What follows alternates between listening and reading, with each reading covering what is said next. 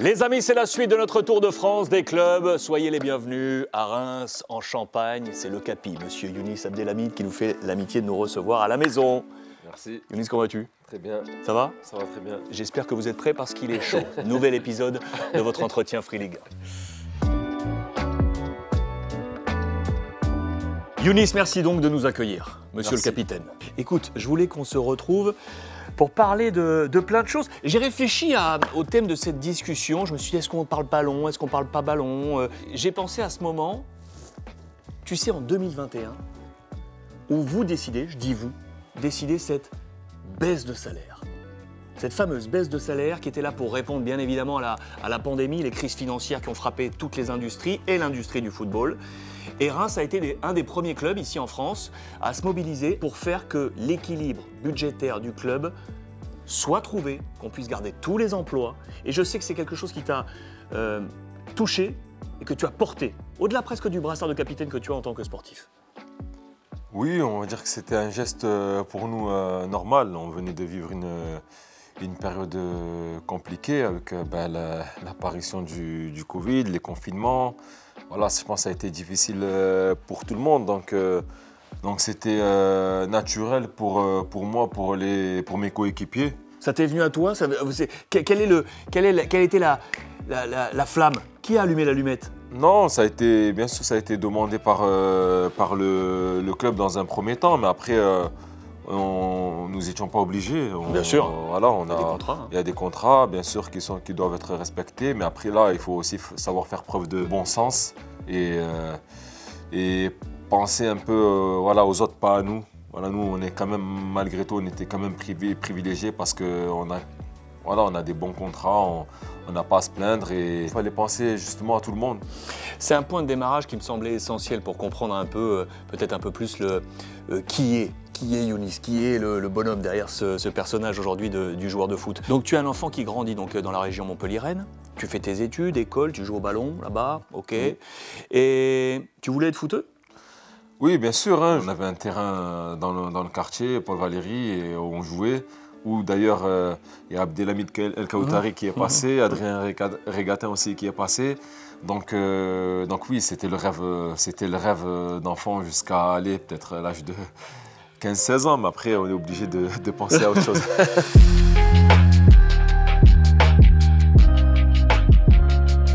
C'est toi qui as choisi ta voie d'études, tu as fait de l'expertise comptable. Qu'est-ce qui t'a amené là-dedans d'ailleurs? Au départ, c'était plus de la découverte, essayer de savoir ce qui allait me plaire.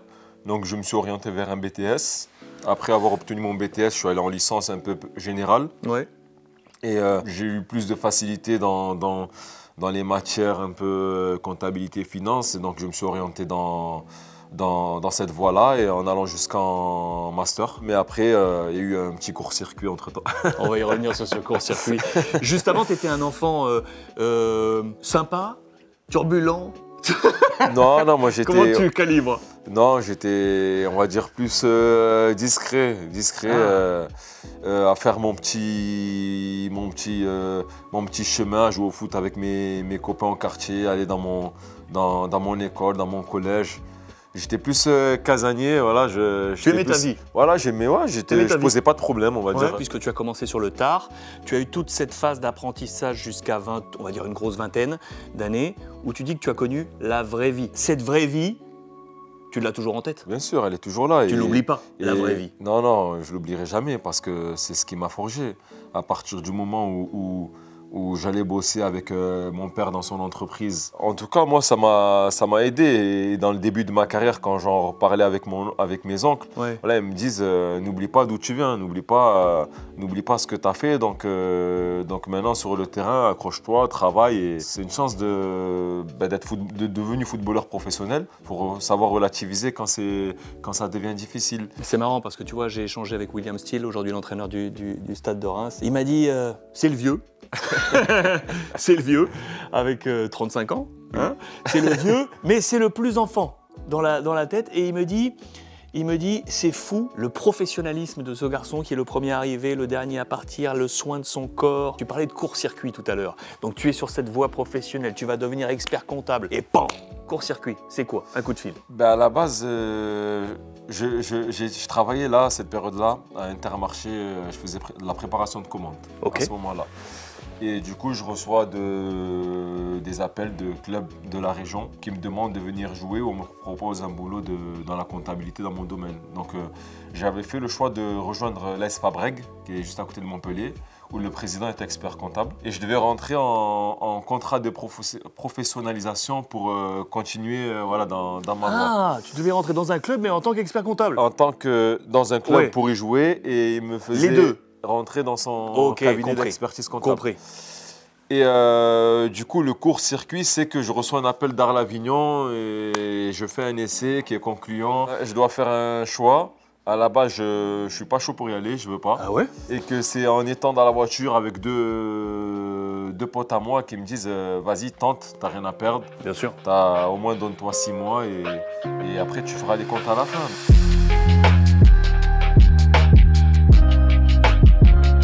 Qu'est-ce qui a dicté ta carrière et tes choix de carrière? Tu es quelqu'un qui a évolué uniquement en France, ok? Qu'est-ce qui a guidé chacune de ces signatures? Donc on va dire qu'il y en a 3 principales après celle d'Arles. Qu'est-ce qui a guidé ces 3 signatures-là? Valenciennes, Dijon, Reims. Déjà, dans un premier temps, à l'Avignon, c'était de la découverte du monde professionnel. Après, Valenciennes, c'est un club qui venait de descendre de Ligue 1, donc pour moi, c'était une progression de rejoindre ce club-là. Après, Dijon, c'est l'opportunité de jouer en Ligue 1. Donc pour moi, qui viens de nulle part et devient pro à 23 ans, avoir cette opportunité de jouer en Ligue 1 à 27, du coup 28 ans, pour moi, c'est une aubaine. Donc je veux saisir ma chance. Step by step, je suis monté petit à petit jusqu'à la Ligue 1. Et Reims, comme l'expérience à Dijon s'est mal terminée, où je n'ai pas joué, je me suis dit qu'il fallait peut-être que je redescende en Ligue 2, jouer et essayer de tomber sur un club qui joue la montée. Au final, je suis descendu pour encore mieux remonter et depuis, pour moi, c'est le meilleur choix, c'est le plus beau choix de ma vie.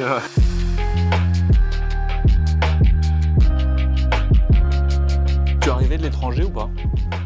J'en ai rêvé. Est-ce que tu en rêves encore? Oui, pourquoi pas. Hein. Tout peut se passer. Hein. Honnêtement, j'ai même voulu rejoindre Cristiano Ronaldo. Ah Mais bon, pas le même club. Mais oui, mais j'en ai eu l'opportunité, mais ça s'est jamais fait. Donc après, voilà, j'ai la chance d'être dans un club où je suis très heureux. Ouais. Je suis dans une position, voilà, en tant que capitaine. Ouais, j'ai des relations avec mes dirigeants qui sont extra, avec le staff, les employés qui sont top. Donc pour moi, voilà, il n'y a pas de regret. Je suis ici, je suis très heureux, ça se passe très bien, donc je profite. On voit effectivement, et tu en es l'incarnation propre, que l'hygiène fait que la longévité est possible aujourd'hui dans le monde professionnel. Je pense au Ramos, je pense au Ibra, à tous ces gars, des vrais Golgoth, tu en fais partie aujourd'hui. Est-ce que le foot a changé là, dans ta tranche de vie professionnelle, qui est finalement courte, hein, les tranches, mais est-ce que dans cette tranche-là, tu as senti des changements forts? Bah oui, parce que le jeu en lui-même, il a changé. Parce que les premières années en Ligue 1, c'était pas aussi intense. Le foot est plus intense aujourd'hui? Oui, je pense qu'aujourd'hui, c'est plus intense. Ça demande plus d'efforts physiques.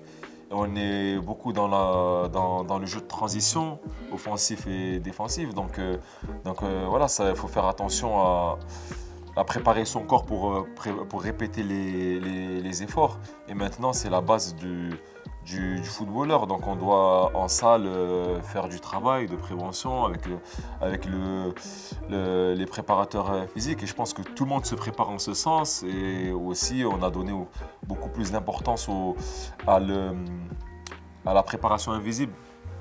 Et ça, on le voit aujourd'hui avec les joueurs qui font des longues carrières et qui sont performants.